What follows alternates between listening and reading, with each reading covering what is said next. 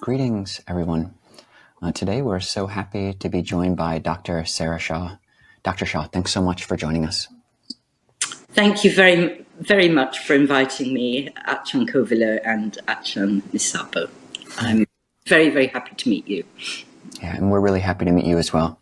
We'll just start off with a brief bio and then jump into our wide-ranging questions.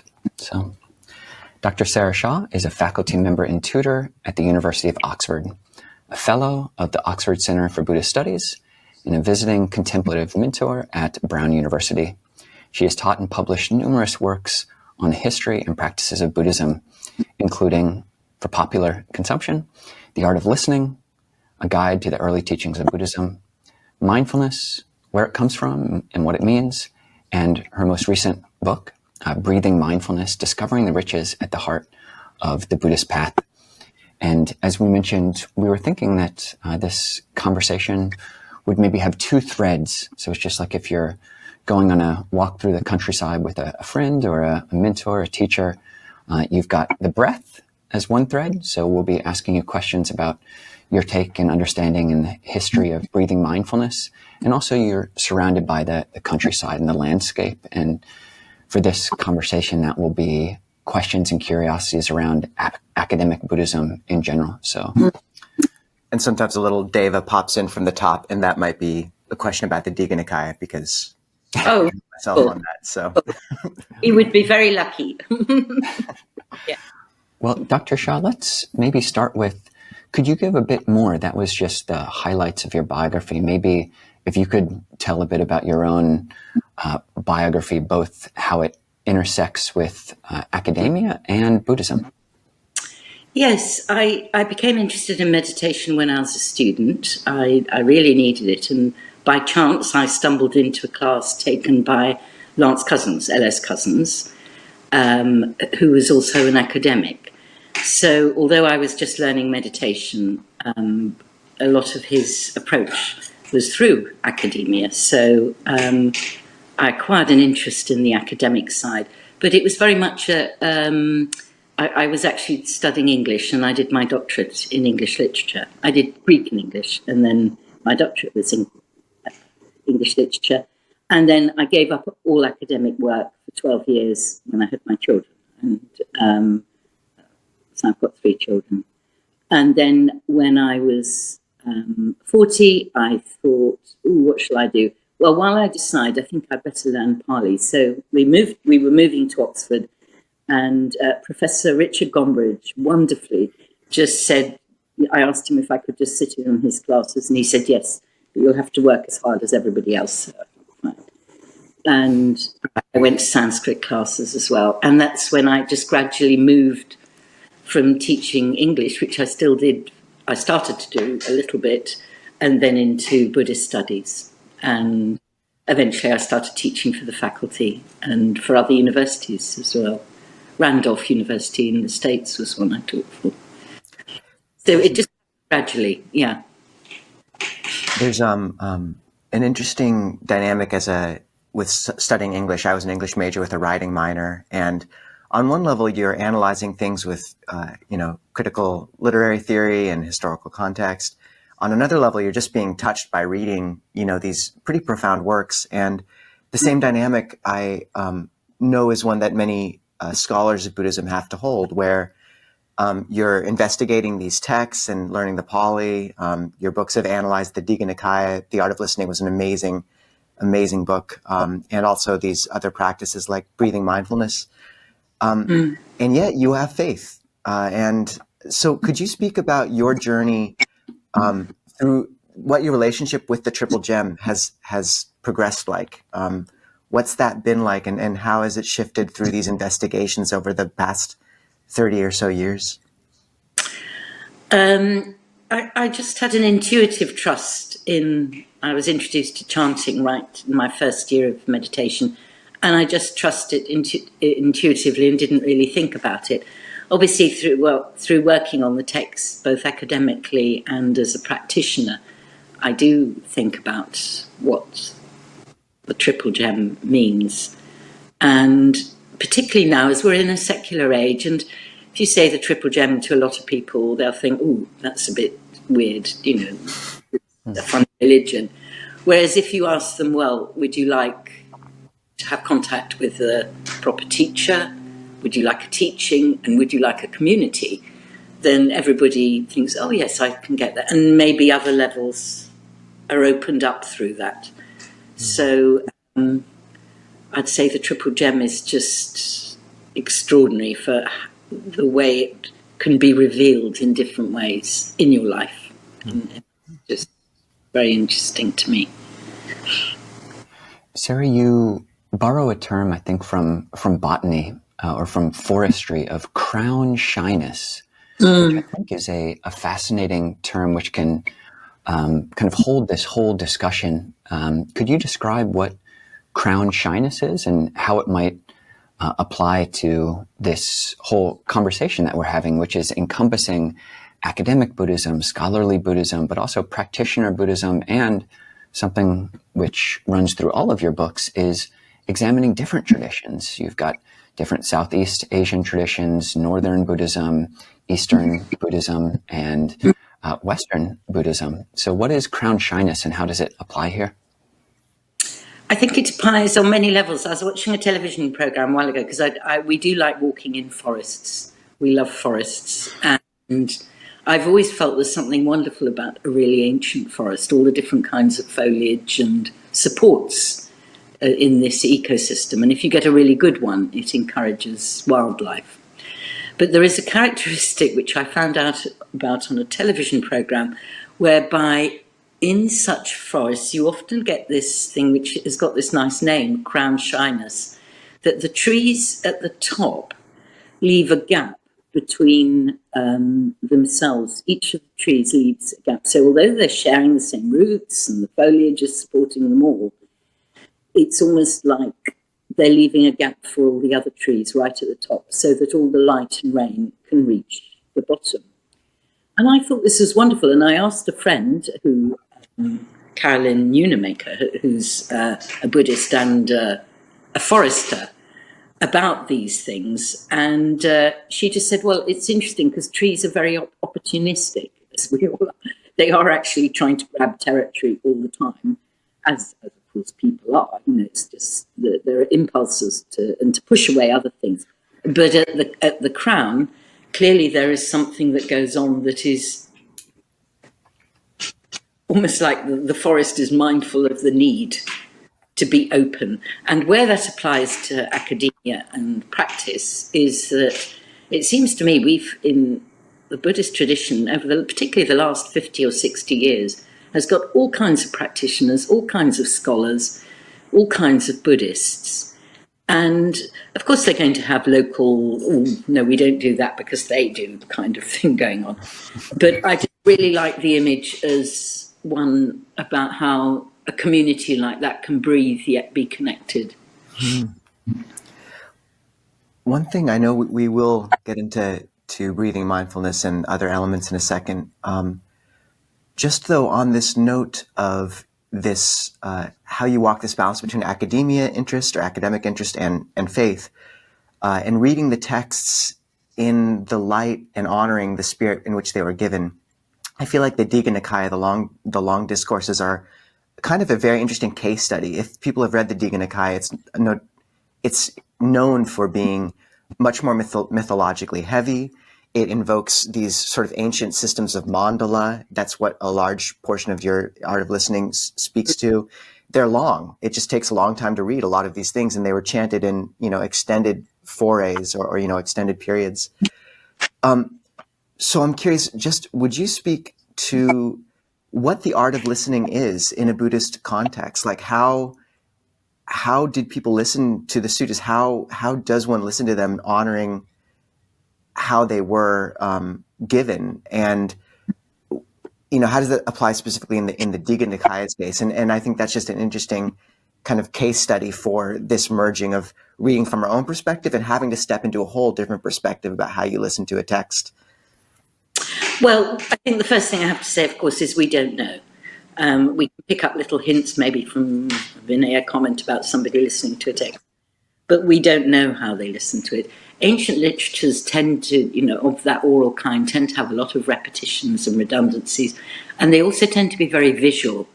So you kind of say, well, do we use the word visualization? And I've been thinking recently, actually, possibly not.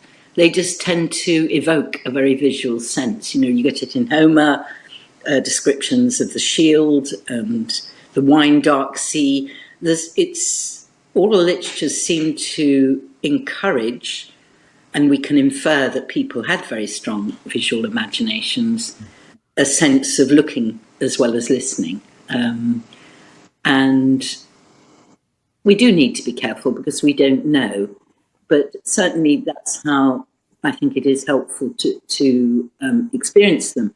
If we take the Mahasiddhasana Sutta, the sutta about the universal monarch, it's full of all these tinkling bells and balustrades of gold with silver bells and silver balustrades with golden balls. Now, is that a visualization or is it not? I don't know, but it appeals to my visual faculty and I think to a lot of other people's. And as an academic, you've just got to choose your words carefully. And I think I make mistakes in that, actually, in that regard. But nonetheless, it's like something we all need to do. It's like we have to acknowledge that when we are not of the time, but we're not that different. People still like listening to rhythms and repetitions and seeing images as part of a story. And we still have that faculty. So I think anybody who's done English or Greek or Latin will also be sensitive to these sort of effects in extended literature, like Milton or the Odyssey, the Aeneid. They appeal to this area, a lot of areas in our minds, over a long period. And it's like you can just enjoy them and listen to them.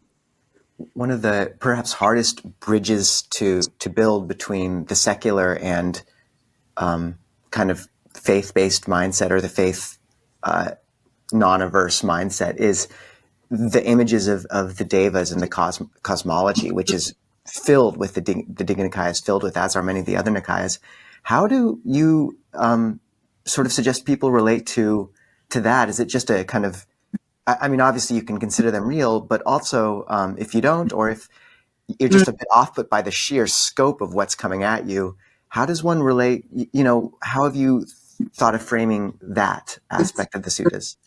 Well, there are interesting interpretations, and I think everybody acknowledges their modern interpretations up to a point whereby the Deva cosmology corresponds to the realms of meditation. So we can see them as intimations of meditative realms, so that when Lord Brahma comes to visit the Buddha and persuades him to teach, we could say we have a sense of the voice of the realms associated with the divine abidings as meditation comes to the Buddha to teach. Now, how you frame that in our modern psychological framework, I think, is up to you. The cosmology certainly enacts mental states, and that is a very good way of interpreting it, as long as you bear in mind that in ancient times people would have felt, I suspect, that Brahma did come and visit as a being. And this isn't something to sort of say, oh, that was all in the past. I know people who see devas and ghosts. I was talking to a Thai friend a couple of weeks ago who chatted about the ghost that was in her room a couple of nights before, and she didn't mind. It was quite friendly, but she didn't. It wasn't see in inverted commas. She saw the ghost. Mm-hmm. So I simply don't know. I've never seen ghosts like that, but certainly in a culture whereby people do, and or regard them as, there's an earlier Ashokan pillar or stone that says something like, he's very happy to record that devas are now visiting the city a lot. Now people will probably, I imagine, have been seeing them, seeing them, we would just say, in visualizing them. But whatever happened, it makes a very populous universe. And if we see it as intimations of higher states of mind, I think many people interpret it as. I think that's helpful, as long as we bear in mind that in ancient times people probably took it as both, both those. Yes. Does that answer the question? I'm not sure. Oh, it was brilliant. I love, no, I think Ajahn Sucitta said, we have, we in the West. Yeah. Oh, in the West, sorry. Many of the Westerners have psychology and the Buddha has cosmology. And like you said, I mean, it's beautiful to be able to map these things on because of scale and variance. What manifests on the small level of the psyche manifests on the cosmological level. And I love that interpretation of the Brahma Sahampati being metta, asking the Buddha to teach. That's beautiful. And you're absolutely right. And I think this is where I really appreciate the respect you bear for the tradition, is saying, but the Buddha taught this. It was, and, as not just a metaphor at all. Yeah, I think one characteristic, at least that I've heard both in your readings, you read at least one of your audiobooks, both through your reading and your books in general, this characteristic of epistemological humility. It's like you're not speaking overly from a absolute convert Buddhist voice or an absolute skeptical academic voice. And I was realizing in preparing for this interview that one of my main inspirations for becoming a monk actually was when I was in university at age 19 or 20, and one of my teachers just very inspired, and he wasn't Buddhist. His name was Alan Hodder, but teaching a comparative religion and then a class on transcendentalism. And I was just utterly inspired. Ended up dropping out, I won't say because of him, but moving more and more in the direction of wanting to give my life to a contemplative tradition. And I'm curious how you balance your teaching role, your Buddhist heart with your academic brain. How do you teach that in a way which respects both? Well, there's an eightfold path. Any situation, you've got some tools to work with it. And I see an academic work. If I'm teaching a devout Christian about Buddhist texts, I don't try and convert them. I'll just say, oh, isn't it interesting? This is rather analogous to what you find in Christianity, or academic discourse is very good from that point of view if it's used properly. Like all tools, it can be used badly or to cause harm, personal harm or whatever. But used well, it's just a vehicle for understanding other traditions, because if I'm teaching a Christian, they'll say, oh, that sounds very much like something in Christianity, or a Muslim might say that. And the academic world gives a vocabulary, really, to share observations that are found in different traditions. So I feel that the problem is, it is important that there's a neutral ground and neutral tools that do that sort of thing. And it's obviously important I don't try and convert people to Buddhism. I've never managed it, even if I were. But just that people can relate to the ideas, and as best you can, try and explain how the text would have seemed and felt at the time as you understand it. And as they understand it, I think we also need to be careful not to put the texts in aspect and say, oh, well, they're about other people, because that's sort of othering them as well. Because sometimes texts are just straightforwardly human, as we all know, and we all laugh at when Moggallana wiggles his big toe, and I'm sure it was funny then as it is now. Humor is one of those pretty actually ancient and profound bridge. I think you're right, and unique in that. One thing I wanted to ask about is, moving to your most recent book, Breathing Mindfulness. Why did you translate it that way, and why did you write it? What was your motivation to sort of dive into that realm? My initial motivation was actually kind of curiosity. When I first started meditation, I do a samatha breathing mindfulness, which puts emphasis on calm as much as insight, and is used for the cultivation of jhanas as one possibility. Not everybody takes that route. And every book I read, honestly, in the 80s and 90s said, oh, but don't practice jhana, don't do this, or don't follow. And it always puzzled me. It didn't bother me. Well, I suppose it did bother me a little bit, but it seemed odd. when I'd pick up the canon and was always talking about jhana and calm. And so and then when I found out the reasons, really in the last 20 years or so, I found that very interesting. And it was just a phase. Traditions go through phases. And just because I think of contact with the West, South and Southeast Asia was somewhat, actually more than somewhat, was not talking about jhana. And they wanted to talk more about insight and vipassana. And I was just seeing a reflection of that. And I just found that history very interesting. I imagine it's happened in the history of Buddhism. The various emphases have been apparent as Buddhism is discussed in new regions. And it just happened that vipassana and insight was more discussed in the West. And so I wanted to write the book just because I felt people would like to know a bit of that background. And you put it very nicely, the scenery, the landscape, just to get a sense of that there were other traditions, but if you're happy with one and it's working for you, don't feel that the other one is the only right one. And I did feel a bit of a concern that some people felt, oh dear, am I practicing the wrong tradition or whatever? And it's one of the very distinguished lineage. If you're happy with it, stick with it. Dr. Shah, in your book, Meditation, where it comes from and what it means, I was listening to an interview that you gave, and you said when you were writing that, you found it helpful because it actually elicited mindfulness, studying about mindfulness. And honestly, I would definitely recommend that book to people because just listening to it, especially with you reading it, it elicited more mindfulness and spaciousness in myself as well. And I'm curious, Breathing Mindfulness, your newest book, is about the breath. And I'm curious, and it is kind of a history of breath meditation. And I'm curious if it similarly elicited more awareness of the breath, or if it was a different kind of the meta single T, your meta relationship while writing that book. Did it help your mindfulness of breathing practice, or how did it change? Well, it sort of, in a way, I had to read and listen to so many teachers and podcasts and talking about different ways of approaching the breath.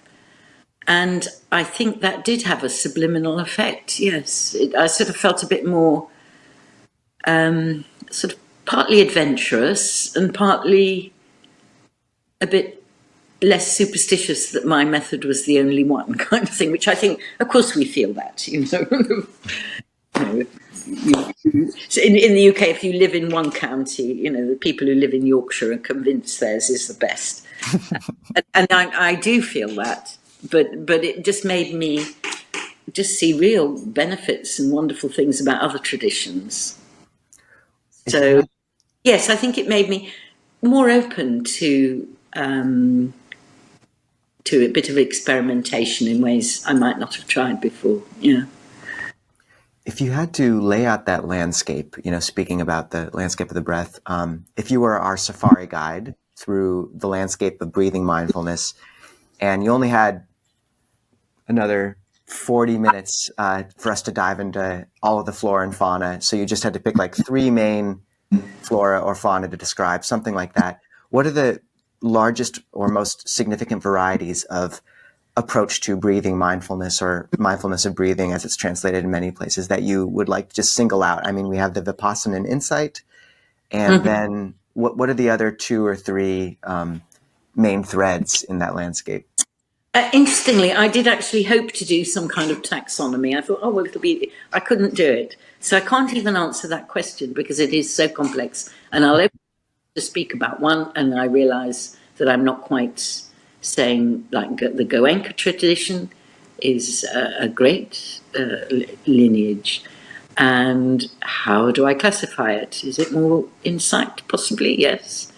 But there's so much emphasis on loving kindness in that tradition that we're talking about a lot of other practices providing samatha and calm that are taught with the Goenka method. So I would not like to even attempt a taxonomy. If I had 40 minutes, I'd just do the 16 stages of the breathing mindfulness. sutta and suggest people had a go trying them, seeing how they worked. Yeah.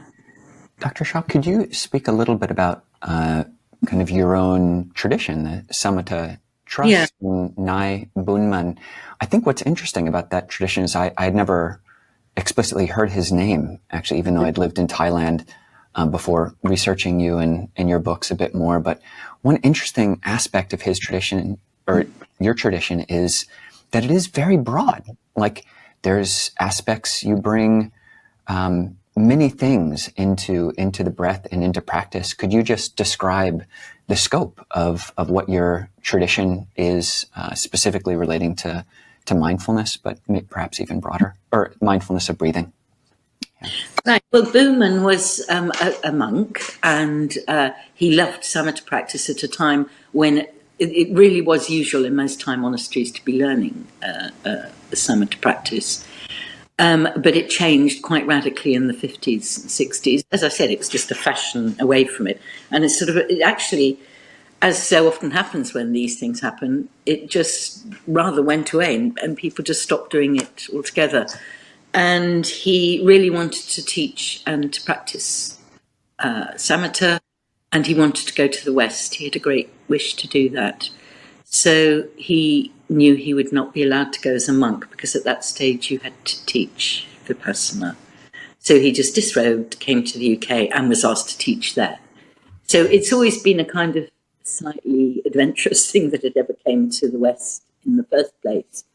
And I think the tradition I'm in, the Samatha Trust, we do the method that he does, and it's really, its emphasis is on the calm rather than the insight. And you'd almost have to try it to see how that works. There's an emphasis on enjoying the breath, on finding mindfulness of feeling with regard to the breath, and allowing that as an entrance point to further states when the mind and body are ready.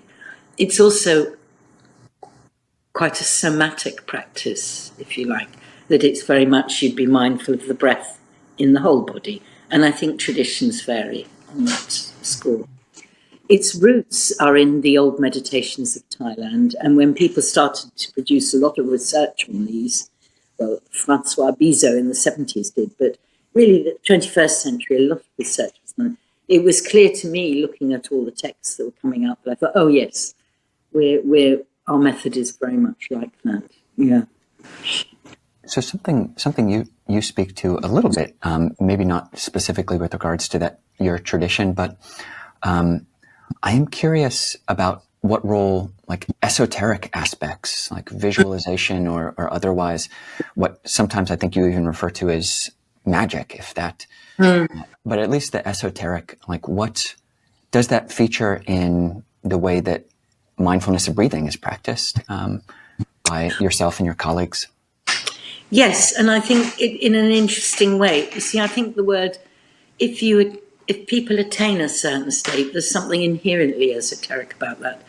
If if you're with somebody who's enlightened, they're going to, if you like, they will know things or be able to be aware of a situation in a way that I couldn't. There's anything that is a really marked change of states, to me, has an inbuilt esoteric element, just as if I were learning brain surgery, the skills there, you'd say were esoteric in a very popular sense, because you just have to be a brain surgeon to be able to do it. And there's a lot of symbology in Thailand, which you can see everywhere, pertaining to esoteric systems and to lots of other things, magical protections of various kinds. I think to do a jhana meditation properly, you do need another person to teach you. You need possibly an initiation in the sense that you need to feel that space is welcoming to you. Some people can feel that anyway, but you may just need a word of encouragement at the right time. So I think what I'm saying is that I'd like to see a meditation system that really changed and helped people that wasn't in some way esoteric. And I like the way Ajahn Chah said he didn't know what he was going to say until the question came. You know, it's almost like there is something hidden about that. There will be a knowledge when the time is right, and it will be disclosed when you're ready.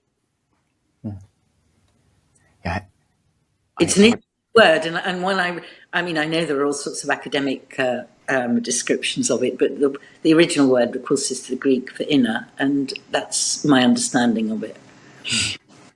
You know, I appreciate that, and it's hard to speak about these things. I remember visiting or meeting this monk in Thailand, and he was talking. It was just in a really small forest monastery, and he was just talking about. We were asking him about supernatural things, and he said, "Actually, you know, there's not much supernatural in Buddhism. You know, it's all normal. It's tamada. It's just all natural. You know, things might seem supernatural because one doesn't have a sensitivity to see certain things or experience certain things, but once you've got a bigger experience, once you have learned brain surgery a little bit, then yeah, you know more about the brain. It's just a natural process, a natural organ, and so I appreciated that framing. Venerable Pauk says he doesn't like supernatural. He thinks it's supernormal. Which is a very good way of explaining that. There's a lovely little sutta in the Udana where Moggallana and Sariputta, and one of them gets hit on the head by a yaksha who's just passing. Can't remember which one it was. Now, Sariputta gets hit. Mm-hmm. Yeah. That's right. But he doesn't see the yaksha. He can't see it. You know, he's got such a wonderful analytical mind that his mind doesn't have that sort of almost fuzzy open impressionability or whatever it is that helps you to see devas, the sensitivity. Whereas Moggallana can see that, but he doesn't have Sariputta's powers of analysis. So yeah, that's fascinating. Ancient peoples were a bit more like us than we think, that some people were just immediately sensitive to that sort of thing and some weren't. It's interesting to hear, I think what you just said about how anything to do with these states which are rare does innately have a sense of esoteric, you know, it's an intimate and unique experience. And it's interesting how many ways the Buddha tried to create that space for us. You know, there's the visual similes of the jhanas with a bathman's apprentice and then lotuses in water. There's the very analytical descriptions of the movement through anapanasati or the jhanas. There's the cosmological overlays. There's it's interesting how much he tried to create a space for us to step into something we've never touched before. And when we speak about magic or these images, the Buddha invokes poetic Jungian language to bring us, you know, closer to that as well. One thing I'm, you know, speaking about the ladder that gets one there, you spoke about, and moving through the tetrads, the steps of mindfulness of breathing or breathing mindfulness that you mentioned. One of the kind of key contested points or interesting ones is step 3 of the Anapanasati Sutta, which is one breathes in and out, training thus, I will become sensitive to the whole body. And as many know, there's an interpretation which was espoused in the Visuddhimagga, the path to purification, which is that the whole body means the whole body of the breath at a single point, such as the nose. Yeah. And then recently, at least in, you know, there have been more and more interpretations based in the teachings of Tanpor Lee or others, and recently really brought forth by perhaps your teacher, Ajahn Sucitto, Ajahn Jeff, about taking the whole body of the breath really as the whole body, and pana, breath, as, you know, prana, the breath, energy, and movement. And I've heard it referred to as sutta jhana or all these other things. But would you speak to that key step, number 3? What are the kind of... Oh, a very difficult question, because I worried about it intellectually for years. I thought, what does that mean? And then I just thought, right, I think I'll just try it. And then it kind of seemed very different. Again, you have to go into the history of the textual reception in the early years, but I think certainly when we look at yantras and they show the little body, those flowing Thai diagrams that you see on tattoos, there seems to be a suggestion and that it is an esoteric teaching of how breath can circulate. And I think Ajahn Thanissaro is wonderful on that sort of thing. He really explains that so well in Ajahn Lee's teachings. So I don't know is the only answer. I mean, I do think of it when in the Abhidhamma, when they talk of tranquility of body and tranquility of mind, kaya pasadi, chitta pasadi. I remember Bhikkhu Bodhi commented on it. We can just take kaya as meaning the body, just the whole body. And I do tend to prefer that interpretation. And I didn't address that in the book. I felt it was going to get very, very technical if I did so. Yeah. Yeah, it's interesting how these... I ought to think more, really. Yeah, sorry. Yeah. Oh, no. It is interesting how these technical... the sutta is so condensed, the 16 steps. You can recite them as you do. I mean, you talk a lot about chanting, which is fascinating as well, but you recite them and it takes, less than 5 minutes to say these, less than 2.5 minutes to say these 16 steps. But the implications, if you're really practicing these, are manifold. And I'm just curious, a lot of people meet with meditation, breath meditation, almost in certainly if they're not raised in a Buddhist country, in kind of a happenstance way. It's just like, okay, they go to a meditation retreat and this teacher teaches like this. Could you maybe just give, this is a big question, but give a brief outline of almost the table of contents of your breathing mindfulness? Because it really touches on the history of this, of breathing mindfulness through time and how it's changed. So...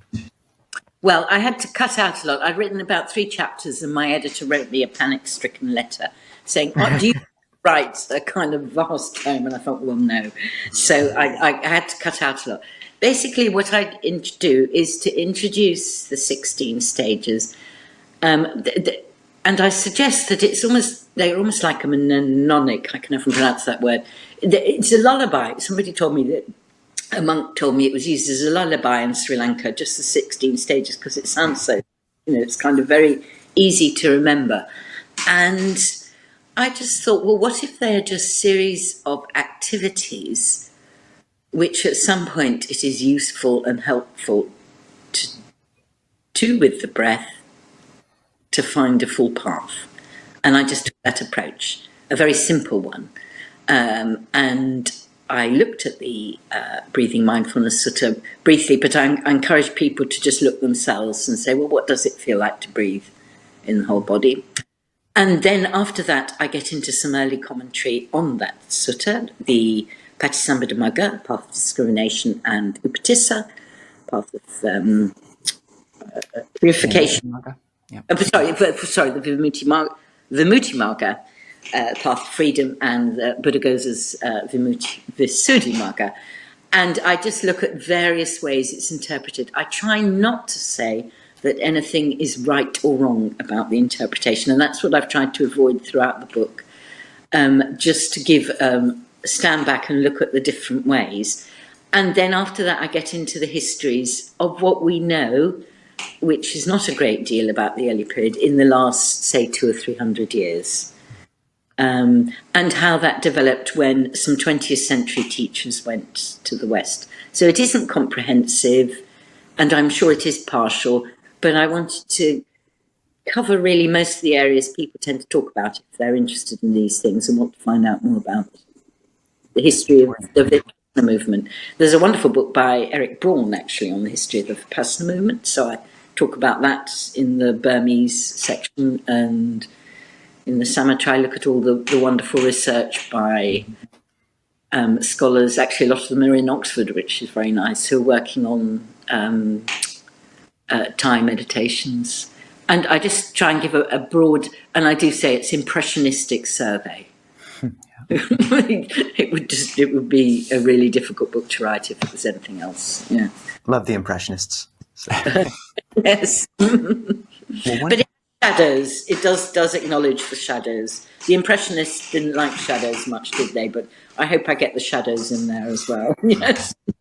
Yeah, and just to mention, make it explicit in the several last chapters really drawing out how different countries, have practiced and been influenced and influenced one another, specifically Sri Lankan Buddhism, or more Burmese and Thai Buddhism, the different traditions and lineages that have come out of these different countries and how they've differed and why they've differed. So, very interesting survey, which gives someone who reads the book a broader perspective that whatever tradition someone is coming from, that's not the whole of the picture. In fact, it's it's only one very small corner of the picture.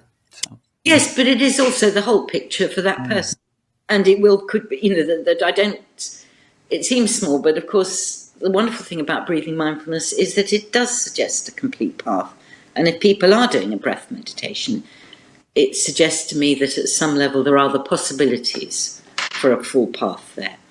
I don't know that, but I, as I say in the book, I feel that when there is good contact between people meditating, that they have friendship, support, like at your monastery, and they have good teachers and good techniques, and there's the right kind of atmosphere, I would say you have a lot of the ingredients for path, if, who knows whether all of them, but so what's there.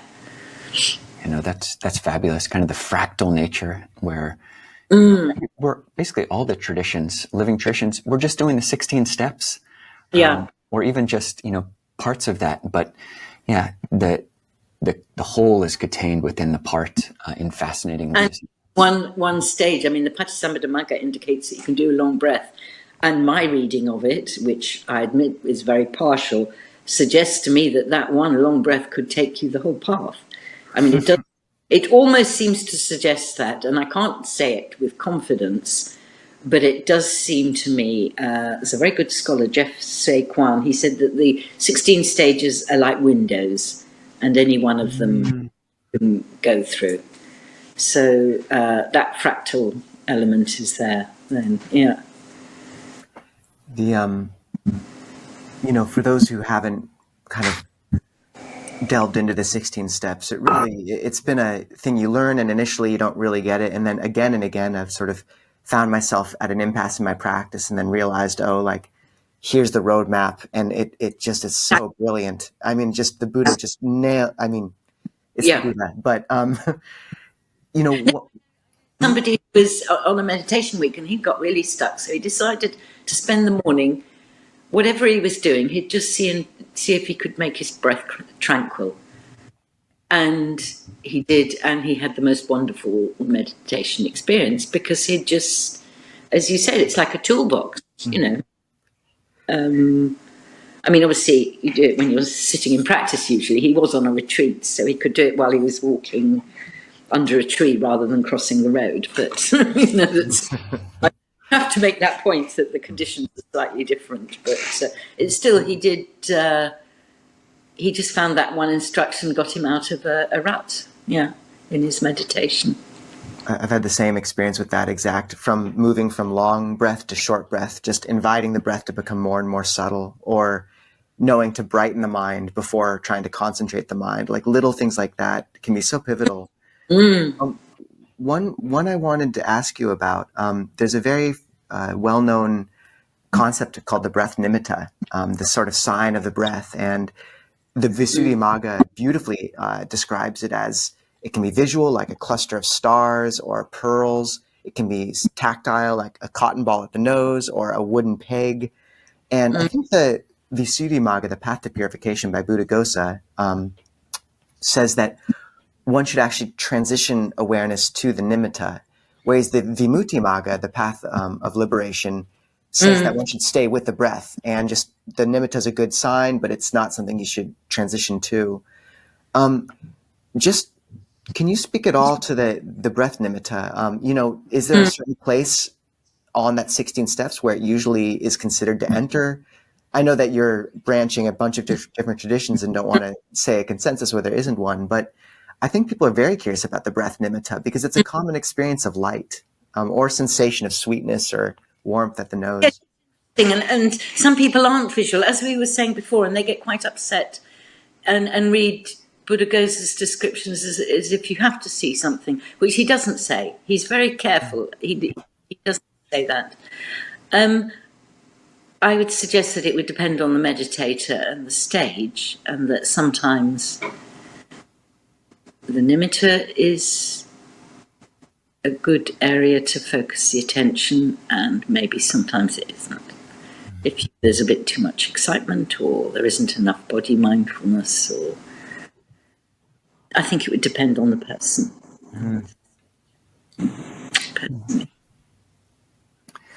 But I don't feel qualified. I'm sure Upatissa and Buddha-Gosa had very good reason to give the instructions, so I'm not making any comment on them. I suspect what they're saying is appropriate to the stage either was describing.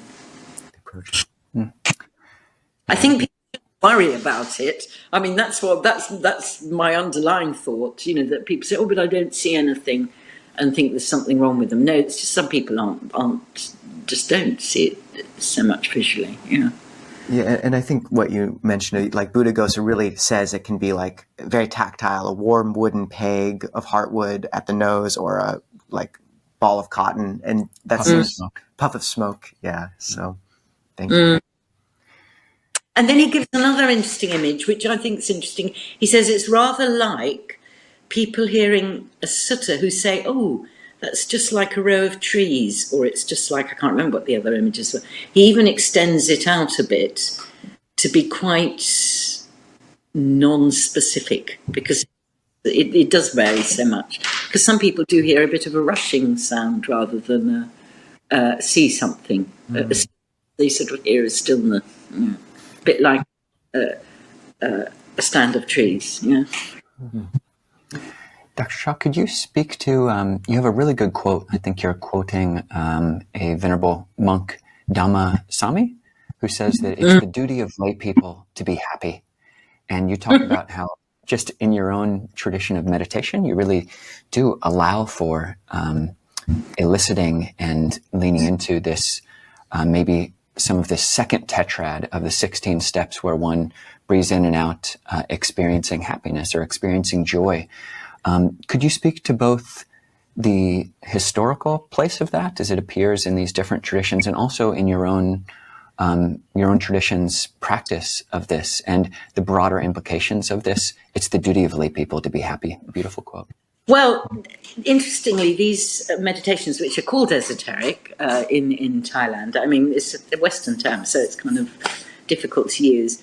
They are often practiced, apparently, historically, by lay people, and still are in some regions of, I think it's Burma, and also there are many in Thailand. And the principle, as I understand it, is one of a kind of invocation, whereby you just assume that there's happiness and you just breathe it in. Which is completely counterintuitive when you're standing on the tube and it's really awful and everybody's looking fed up. But and I'm not necessarily saying you should do it then, but perhaps a little bit, just to cheer up the breath. Because my understanding, I spoke to some people doing research on various mindfulness therapies, and my understanding is that just even the words, "May I be well and happy, may I be free from worry and trouble," just said to oneself privately every day, are very, very good for depression. And so if you think that just when you're in sitting meditation, just think, well, could I just breathe in some happiness? You just think, well, that's ridiculous. And then funnily enough, you realize sometimes, well, actually that works. You can. Yeah, you can breathe in joy and breathe in happiness and breathe it out again. Doesn't always work, but it certainly has a very good effect on the meditation if you can. Yeah. The words we're translating as joy and happiness there are piti, P-I-T-I, and sukha. Yeah. And in the similes for the jhanas, they're compared to water soaking into something, which is piti. So kind of, there's a sense of refreshment, but also of movement. It's a sankhara. Versus sukha, which is still water, like lotuses, and it's vedana, just a sort of the feeling tone of pleasure, joy, pleasure or well-being, happiness. Would you speak any more to that step 5 and 6 in the Anapanasati Sutta experiences?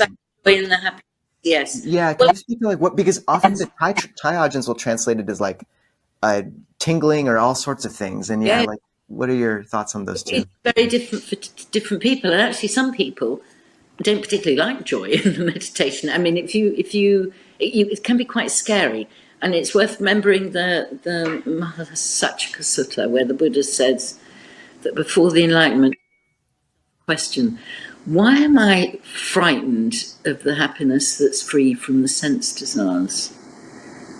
And it's a very interesting question, because I think we are a bit frightened of it.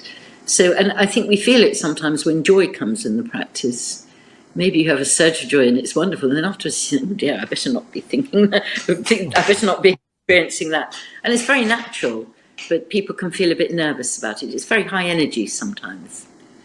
And it's not natural for people to feel cautious, but it's fine. Contentment is much more contented. It's the happiness, that's sukha.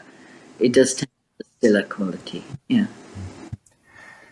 Dr. Shah, we'll probably might ask one or two more questions about the breath, but I did just want to pull out a little bit. I think the scope of your interest in Buddhism is actually a lot broader than even many monastics I know. I mean, you've written and translated the Jatakas. I think that was the first thing that I read of your translations of the Jatakas, and not just from a scholarly place of, okay, here's some old texts and I can translate it this way, but you do, I got a sense that you actually appreciate these texts, similarly with Abhidhamma, similarly with, the more esoteric aspects of Buddhism. Like, you've got a very broad capacity for appreciation. And maybe just, I'll just quote, I think a really beautiful quote.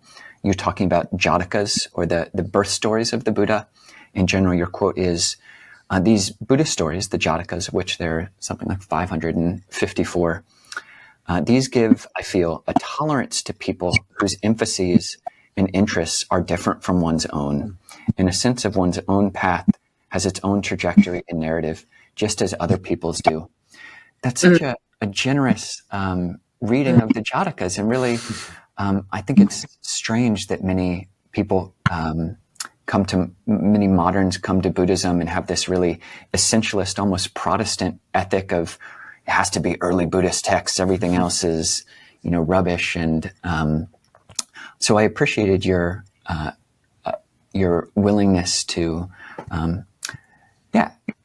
don't know about sustain disbelief, but how do you relate to the Jatakas? What was your relationship with these birth stories, which really do read like folk tales, but do have a lot of good lessons in them? I just like stories. I like the Dhammapada tree stories. I mean, I just tend to like stories, and that is its own justification for me. I just enjoy them, and they do have messages in them. Stephen Collins wrote a very interesting book just before his death. I think it's Wisdom Literature. And he made the comment that we do love stories, and when we watch detective programs, and as maybe monastics don't, but a lot of people like programs and things, you want the goodies to be vindicated in the end, and part of the whole drama is finding out what the problem is, getting to the root of it, exploring it, and then seeing the world re-established back to order again. And I can't remember what he said exactly, but it's rather that we do actually use this as our source of a kind of practical wisdom, that's how to live our lives.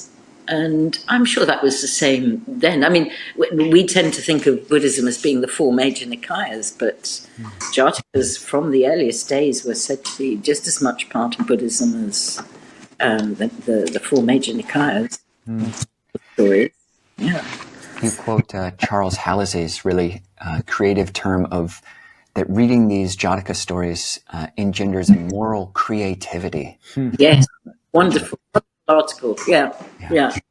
wonderful, and I really recommend that to anybody reading Jatakas. I think it's a really superb article. Yeah. We are coming to the end of the hour which we have you for, Sarah, Dr. Shah.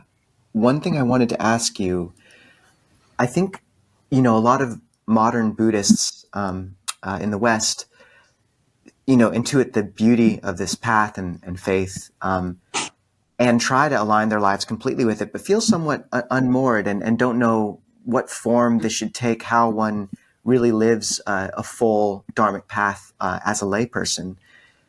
As someone who has, who is a mother, who's been through, career, and dived into these ancient texts where you see this long lineage, not just of monastics, but of laymen and laywomen, upasikas, who have lived really devoted lives of Dhamma. What words of encouragement or thoughts do you have for those listening who are lay people trying to step into an ancient lineage, but not in robes? Because I feel like you have a better picture of that lineage than most. Well, for me, I think it's being true to your, in my practice case, it's a particular kind of feeling, a mindfulness of feeling, being true to that. But I would say also, all people who are adventurous make mistakes, and anybody who's a practicing Buddhist now is taking an adventurous pioneer path. The Bodhisattva was born in Jatakas in times when there's no Buddha around, nobody to teach him. He has to find his way and to trust the 10 perfections. And I just think the 10 perfections are a great guide for lay people as well. Am I doing something with loving kindness? Am I being generous? That's the first one. Am I keeping sila? And I reckon anybody who does that is on their way to being a good pioneer. Because it is different, and I don't underestimate the difficulties. There aren't the same communities, and so you just have to be adventurous and form some, or find a way of doing it in some other way. Yeah. Dr. Shah, we so have appreciated getting to talk to you, and just your books, your mix of faith and scholarship, and just your warmth. We've had such a fun time corresponding with you and meeting you. We hope you come and visit us in Seattle, and just thank you for what you're bringing in terms of scholarship and faith to the Buddhist world. Yeah. Well, thank you so much for inviting me, Venerable Sirs, and it's just been very happy for me to be able to talk about these things with people who have asked questions which are very difficult, and I'm going to look up one or two things you both mentioned afterwards to check them out. So it's both challenging and wonderful. Thank you very much.